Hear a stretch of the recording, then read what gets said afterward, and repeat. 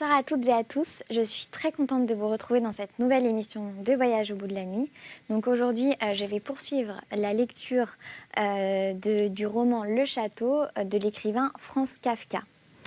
Donc pour la petite histoire, Kafka n'avait pas du tout terminé ce roman Le Château, il s'était même arrêté en plein milieu d'une phrase.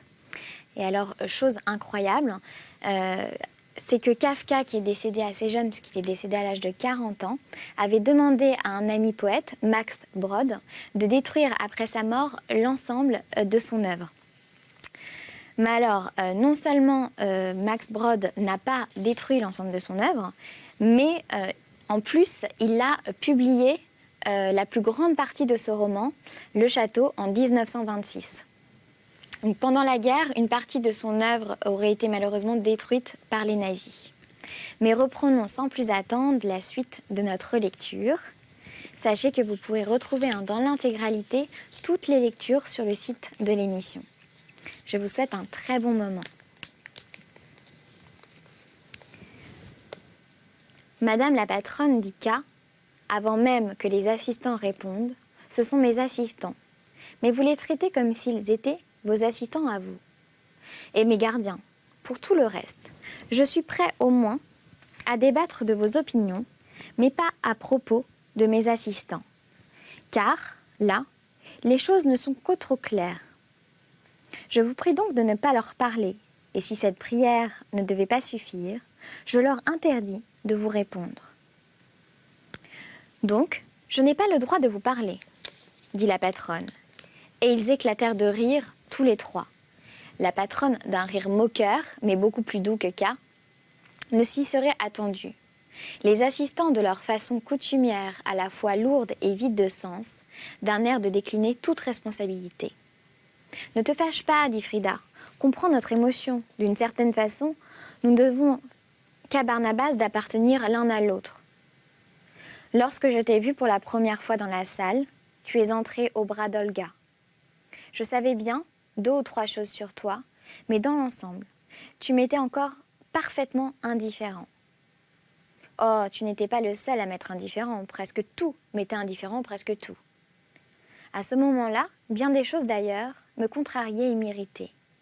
Mais que pesaient ces contrariétés, ces irritations? Par exemple, un des clients du bar m'offensait, car il était toujours après moi. Tu as vu les gars là-bas, mais ils en venaient de bien pire. Des employés de Clam n'étaient pas ce qu'il y avait de pire. Donc un client m'offensait. Mais que m'importait? J'avais l'impression que cela m'était arrivé des années auparavant, ou que ce n'était pas arrivé du tout, ou que je l'avais simplement entendu raconter, ou que moi-même je l'avais déjà oublié. Mais je ne peux pas le décrire, ni même l'imaginer, tant les choses ont changé depuis que Clam m'a abandonnée.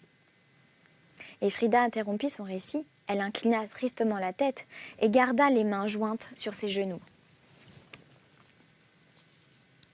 « Vous voyez, s'écria la patronne, faisant comme si ce n'était pas elle qui parlait, mais comme si elle se contentait de prêter sa voix à Frida, et elle se rapprocha pour s'asseoir juste à côté de Frida.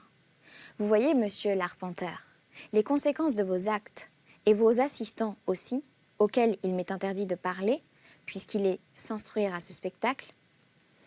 Vous avez attaché Frida à la plus vive félicité qu'elle ait jamais connue, et vous êtes surtout parvenu parce que Frida, dans un excès puéril de compassion, n'a pas pu supporter vous voir au bras d'Olga, et donc visiblement à la merci de la famille Barnabas.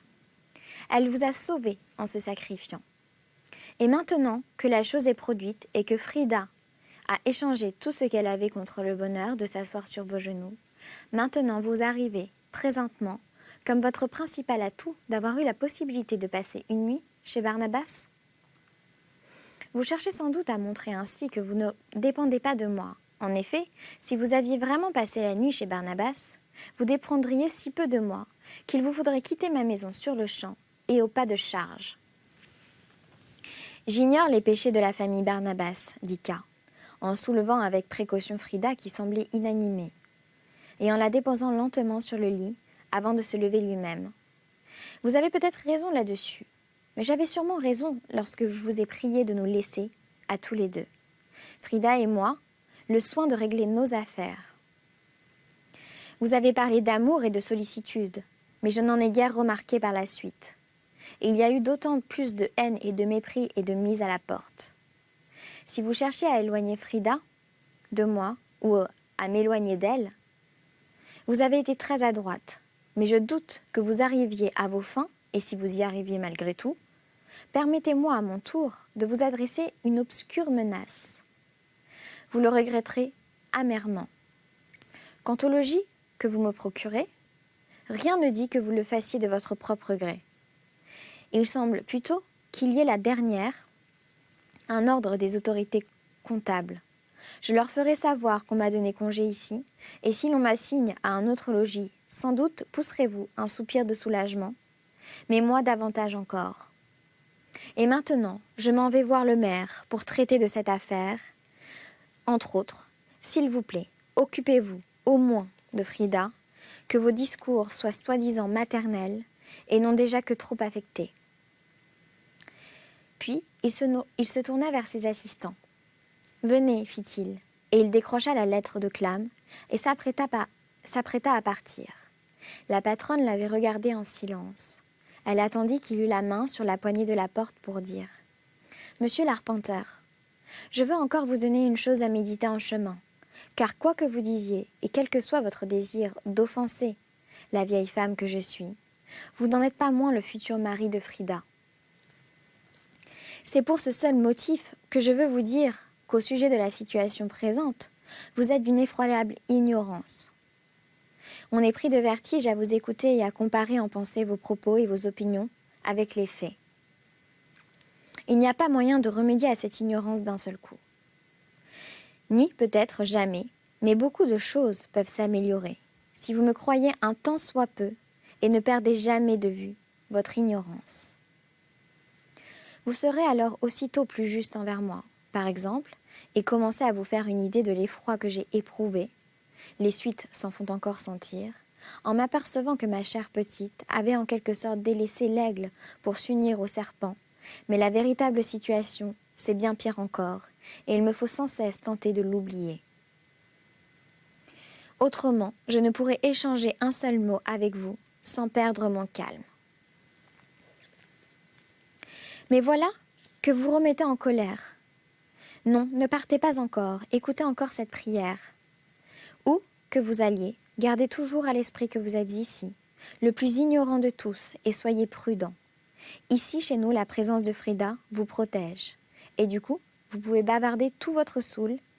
Ici, par exemple, vous pouvez vous montrer comment vous comptez parler à Clam, mais dans la réalité, je vous en prie, je vous en supplie, ne faites rien. Elle se leva en chancelant un peu sous l'émotion, s'approcha de M. K, lui prit la main et l'implora du regard. « Madame la patronne, dit M. K, je ne vois pas pourquoi vous vous abaissez à me supplier pour une chose pareille. Si, comme vous le dites, il m'est impossible de parler avec Clam, c'est donc que je n'y parviendrai pas, que l'on me supplie ou non. Mais si cela s'avérait malgré tout possible, pourquoi devrais-je renoncer, d'autant qu'alors votre principale objection s'effondrerait, ce qui rendrait toutes vos autres craintes fort sujettes à caution. Certes, je suis ignorant. Cette vérité demeure de toute façon, ce qui est fort triste pour moi, mais présente aussi un avantage, puisque l'ignorance est plus audacieux. C'est pourquoi j'accepte volontiers, dans la mesure de mes forces, de supporter encore quelque temps le poids de cette ignorance et ses conséquences sûrement néfastes. Après tout, je suis pour l'essentiel le seul à les subir. Et c'est cela surtout qui m'empêche de comprendre vos supplications. Vous veillerez sûrement toujours sur Frida, et si je disparais de sa vue, cela ne peut être qu'une bénédiction à vos yeux. Que craignez-vous donc ? Vous ne craignez tout de même pas, quand on est ignorant, tout semble possible, et qu'à ouvrir en même temps la porte. Vous ne craignez tout de même pas pour Clam par hasard ? La patronne le suivit du regard en silence, tandis qu'il dévalait l'escalier, suivi des assistants. K n'appréhendait guère l'entrevue avec le maire à sa propre surprise. Il chercha à se l'expliquer en se disant que d'après ses expériences, Jusque-là, les rapports officiels avec les autorités du comté avaient toujours été très simples. Cela tenait aux directives précises et apparemment tout à son avantage, qui avaient manifestement été données sur la façon de traiter son cas, ainsi qu'à l'admirable coordination entre bureaux, qu'on devinait d'autant plus parfaite qu'on ne la soupçonnait pas. Lorsqu'il ne pensait qu'à ces choses, K n'était parfois pas loin de juger satisfaisante sa situation. Même si après ses accès de bien-être, il se disait bientôt que le danger résidait justement là. Les rapports directs avec l'administration n'étaient pas trop difficiles, car malgré la qualité de son organisation, elle n'avait toujours que des choses lointaines et invisibles à défendre au nom de lointaines et invisibles messieurs. Tandis que K luttait pour les intérêts vitaux et immédiats, il luttait pour lui-même et au moins, dans les tout premiers temps de sa propre initiative, car c'était lui l'attaquant. Et il n'était pas le seul à lutter. Il avait manifestement à ses côtés d'autres forces qu'il ne connaissait pas. Cependant, en lui cédant d'emblée sur des brouilles, il ne s'était guère agi de plus jusque-là, les autorités lui ôtaient la possibilité de petites victoires faciles et avec cette possibilité la satisfaction et la légitime assurance qu'il en eût retiré en vue la plus grande des batailles. Au lieu de quoi, en laissant K se promener à son gré dans les limites du village, elle se dorlotait et l'affaiblissait, elle éliminait toute espèce de lutte et en contrepartie, elle le cantonnait dans une vie sans caractère officiel, une vie totalement embrouillée, trouble et bizarre. S'il ne restait pas constamment sur ses gardes, il se pouvait ainsi fort bien qu'un jour, malgré toutes les amabilités des autorités et son strict respect des obligations excessives légères, trompé par cette apparence bienveillante. Monsieur K conduisit sa vie privée avec une telle prudence qu'il en arrive à craquer et qu'alors les autorités, avec la même douceur et la même amabilité, sans le vouloir pour ainsi dire, mais au nom d'un ordre public inconnu de lui, soient contraintes d'intervenir pour l'écarter. Et qu'était-ce au juste que la vie privée ici ? Nulle part encore, K n'avait vu la vie privée et la vie professionnelle aussi étroitement liées, au point qu'elle donnait parfois l'impression d'avoir permuté. Que signifiait par exemple le pouvoir jusqu'ici d'une pure forme que Clam exerçait sur le service de K, comparé au pouvoir bien réel, celui-là, qu'il avait dans la chambre de K. En somme, si une attitude un peu plus insouciante, une certaine décontraction était de vigueur vis-à-vis des seules autorités, il fallait partout ailleurs faire preuve d'une grande prudence et regarder autour de soi avant de faire un pas. Sa visite chez le maire confirma d'abord largement K dans sa vision. Le maire, gros homme affable et rasé de près, était malade. Il avait une mauvaise crise de goutte et reçut K allongé dans son lit. « Voilà donc, monsieur, votre arpenteur, » dit-il, voulant se redresser pour saluer, mais il n'y parvint pas, et, en désignant ses jambes pour l'excuser, il se laissa tomber sur ses oreillers. Une femme silencieuse, qui semblait presque une ombre dans cette chambre obscure aux étroites fenêtres, plongeait encore davantage dans les ténèbres par les rideaux, apporta à K un fauteuil et le plaça près du lit. « Asseyez-vous, monsieur l'arpenteur, asseyez-vous, dit le maire, et dites-moi ce que vous désirez. » K lui lut la lettre de Clam en ajoutant quelques remarques. De nouveau, il eut ce sentiment d'extrême facilité des rapports avec les autorités. Elles prenaient littéralement tout sur leurs épaules. On pouvait leur faire apporter n'importe quel fardeau en restant soi-même libre et léger. Comme si le maire, lui aussi, l'eût senti de son côté. Il se retourna dans son lit, mal à son aise, et finit par dire « Comme vous l'avez vu, vous-même, observez, monsieur l'arpenteur, j'étais au courant de tout.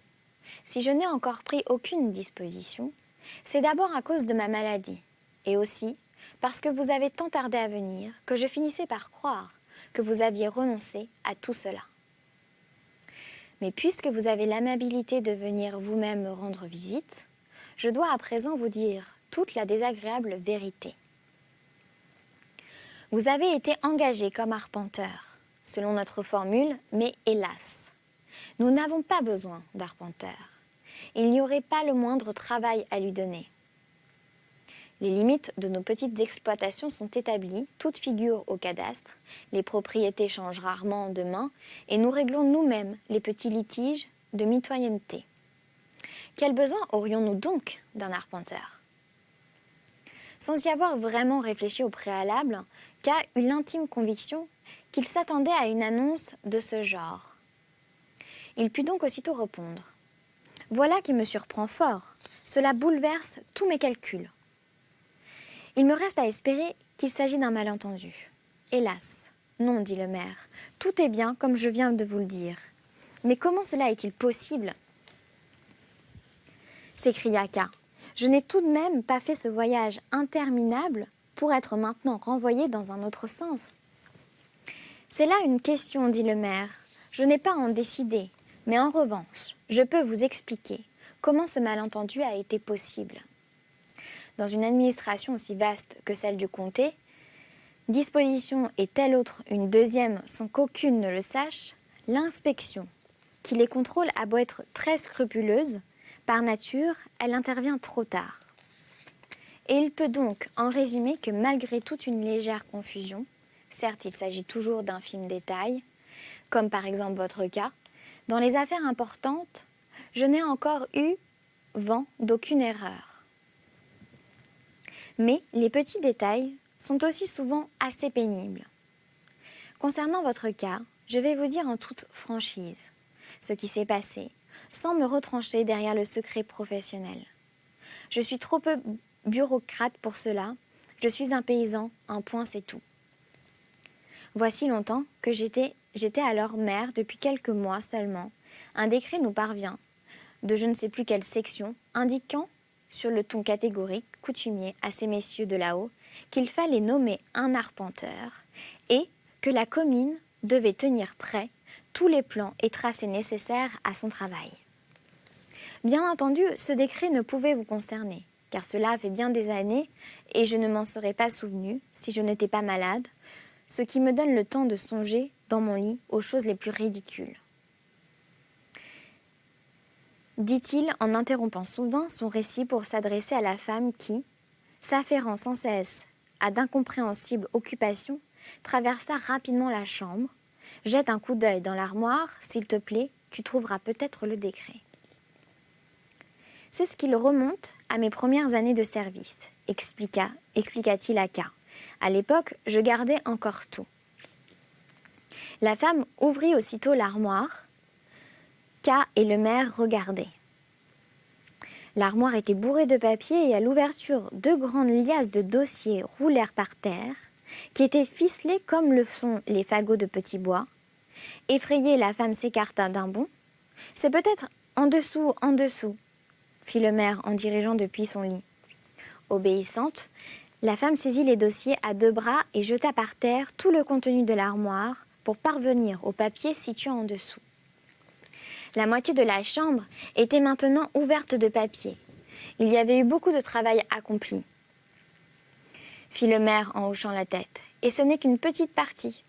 J'en ai rangé la plus grande masse dans la grange et, à vrai dire, la plupart se sont perdus. Comment garder tout cela? Mais s'il y a encore beaucoup dans la grange, vas-tu pouvoir retrouver le décret? Fit-il ensuite en se tournant vers sa femme. Cherche un dossier qui porte le nom « Arpenteur » souligné en bleu. « Il fait trop sombre ici, dit la femme. Je vais chercher une bougie. » Et elle sortit de la chambre en enjambant le tas de papier. « Ma femme m'est un grand soutien, dit le maire dans ce lourd travail administratif. Et qui est à faire à côté du reste. J'ai beau être aidé par l'instituteur pour les écritures, je n'arrive pas à en venir à bout. Il reste toujours beaucoup de dossiers en retard. Ils sont rassemblés là, dans cette armoire, et il désigna un autre meuble. Et surtout maintenant que je suis malade, cela s'accumule drôlement. fit-il en se recouchant d'un air fatigué mais fier aussi. « Ne pourrais-je pas t'aider ? Ne pourrais-je pas aider votre femme à chercher ?» dit l'arpenteur. « Comme je vous l'ai déjà dit, je ne suis pas tenu par le secret professionnel vis-à-vis de vous, mais tout de même pas au point de vous laisser fouiller dans les dossiers. » Le silence se fit dans la chambre, on entendait juste le froissement des papiers, le maire s'était peut-être un peu assoupi. Il y eut des petits coups frappés à la porte et K se retourna. C'étaient les assistants. Bien sûr, mais ils étaient déjà un peu mieux élevés. Au lieu de se ruer dans la chambre, ils commencèrent par chuchoter à travers la porte légèrement entr'ouverte. « Nous avons trop froid dehors. »« Qui est-ce » demanda le maire en sursautant. « Ce sont juste mes assistants, » fit K. « Je ne sais où leur dire de m'attendre, dehors il fait trop froid et ici ils vont vous déranger. »« Ils ne me dérangent pas, » fit gentiment le maire. « Laissez-les entrer. »« D'ailleurs, je les connais. Ce sont de vieilles connaissances. Mais moi, ils me dérangent, dit K, avec franchise, en promenant son regard tour à tour sur les assistants, puis sur le maire, puis à nouveau sur les assistants. Il trouvait leur sourire, à tous les trois, impossible à distinguer. « Mais, puisque vous êtes là, risqua-t-il, restez et aidez Madame le maire à chercher un dossier avec le mot arpenteur souligné en bleu. » Le maire ne fit pas d'objection. Ce qui n'était pas permis à M. K l'était à ses assistants. D'ailleurs, ils se jetèrent aussitôt sur les papiers, mais au lieu de fouiller, ils fouillèrent en tous sens, et à chaque fois que l'un déchiffrait un dossier, l'autre lui arrachait des mains. La femme, à l'inverse, était à genoux, devant l'armoire vide, et semblait avoir cessé de chercher, en tout cas la bougie était posée pas très loin d'elle. « Donc, fit monsieur le maire avec un sourire satisfait, comme si tout venait des dispositions qu'il avait prises, mais que personne ne fut en mesure de s'en rendre compte, les assistants vous gênent. Pourtant, ce sont vos propres assistants. Non, dit K froidement, c'est seulement ici qu'ils ont accouru vers moi. Comment cela accouru vers vous, fit-il? Vous voulez dire, sans doute, qu'ils vous ont été affectés? Si vous voulez affecter, dit K, mais ils auraient pu aussi bien tomber du ciel, tant cette affection a été irréfléchie.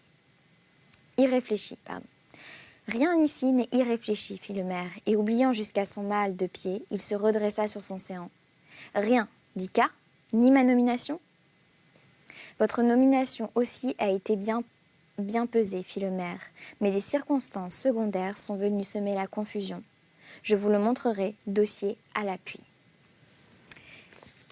Et voilà, nous avons terminé notre lecture. Je souhaite une très bonne nuit à ceux qui se couchent et une très bonne journée à ceux qui se lèvent. Je vous embrasse.